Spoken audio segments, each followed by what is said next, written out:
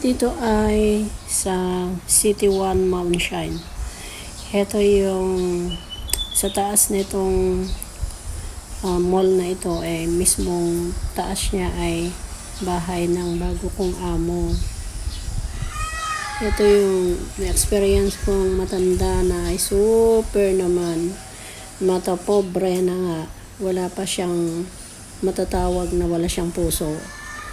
Kasi lahat ng gagawin mo ay puro mali sa kanya. At wala kang oras na maupo. Kung maupo ka man, gusto niya nakaharap ka sa kanya lagi. Laging binabantayan ka kahit sa pagluluto. Minsan ay talagang nakaka-stress yung ganitong matanda. Kaya dumating yung time na talagang mapipikon ka talaga sa ugali nitong matanda na to.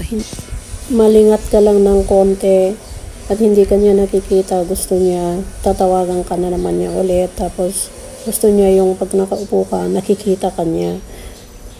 Gusto naman yung umupo ka, kaya lang yung bang sa harap niya mismo at talaga naman na nakikita ka talaga.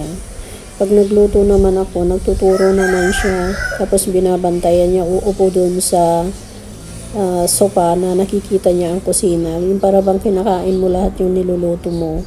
So dumating yung time na talaga napunuhan ako. Kaya ang ginawa ko, kinausap ko yung anak niya para sabihin ko sa kanila na hindi ko na kaya yung style nung matanda.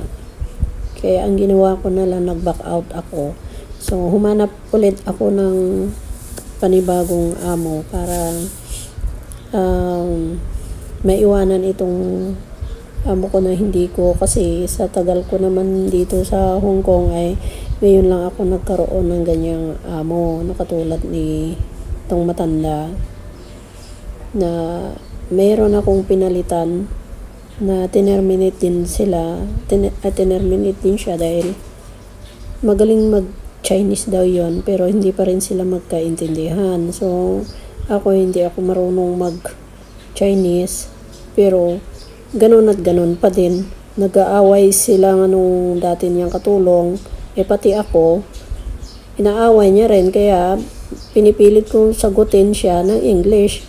Hindi rin niya ako naiintindihan, hindi ko rin siya masyadong naiintindihan, pero naiintindihan ko yung ibang Chinese kung inutusan niya ako. Minsan umiikot kami nitong matanda dahil sinasabi naman niya minsan may time na okay, pero tiisin ko lang sana siya dahil minsan naman ay okay naman, nag-iikot kami dito. Pero pagdating namin dun sa bahay, babalik na naman yung ugali niya na hindi maganda. So pagka nilalaro ko naman siya sa park, lalabas kami at maglaro siya sa park, mag-exercise, parang mas gusto niya doon kasi nakikita niya, parang ang tingin niya dun sa mga tao, pag nakikita ng mga tao, mga friend niya, talaga naman na friendly siya. Tapos lahat ng nakikita niya dito sa building na to ay binabati niya. Wala siyang pati mga katulong binabati naman niya, kaya parang okay dito sa labas. Pag dumating na kami dun sa loob, naku, andyan na naman, babalik na naman yung ugali niyang kaya yun ang sinabi ko dun sa anak niya na parang hindi niya gusto pag nandun sa loob ng bahay. Parang gusto niya yung maraming tao, kaya nag-decide din yung anak nila na better na lang ilagay doon sa comfort the agent dahil mas marami ang tao doon. Kaya wag na lang siyang bigyan ng katulong kasi kawawa ang katulong niya, pati siya stress ng mga anak niya, nagsusumbong din yung matanda, sinungaling din minsan. Tapos ako din, nirereklamo ko din sa mga anak niya yung mga ginagawa niya. Dito kami madalas mag-exercise sa tuwing umaga. Dinadala ko dito at lahat ng mga matatanda nandito din minsan. Yan iikot-ikot dito sa may Kaya nakaka-stress. Kaya binak out ko. Wala pang 3 weeks ko or umabot ng 1 month ako dyan sa matanda na yon. ay grabe, parang walang puso, parang walang mata pobre ba, na galing kasi sa China.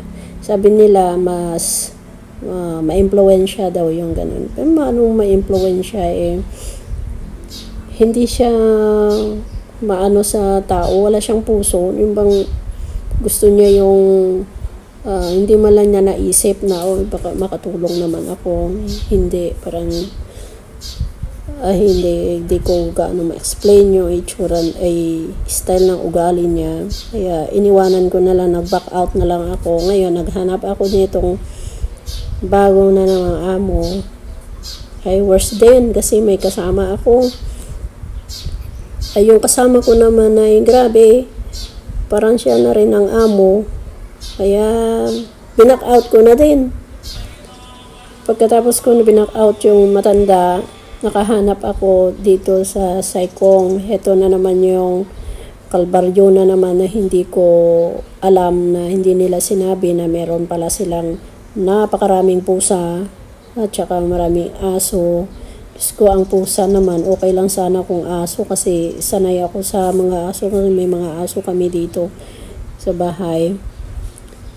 Pero yung yung pusa, tapos tinuruan ko yung dati niyang, yung kasama ko na pagkagabi, ikulong yung mga pusa kasi lahat ng lababo, puro balahibo, lahat ng likod ng TV, punong-puno ng balahibo, hindi man lang lilinisan.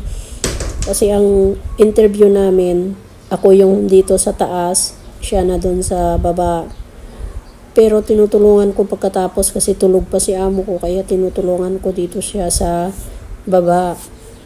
Pero ganun pa din na ang style nung kasama ko ay ilongga.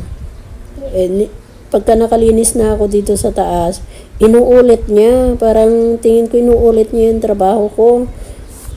Ay, kahirap talaga. Kaya ang ginawa ko, nag-back out kasi sinabi ko naman na nag-back out na lang ako at uwi na lang ng Pilipinas.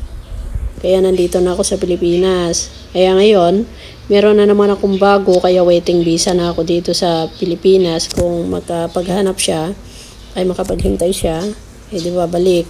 Pero kung hindi, pasalamat na din. Kasi nandito naman ako sa Pilipinas. So, di ba?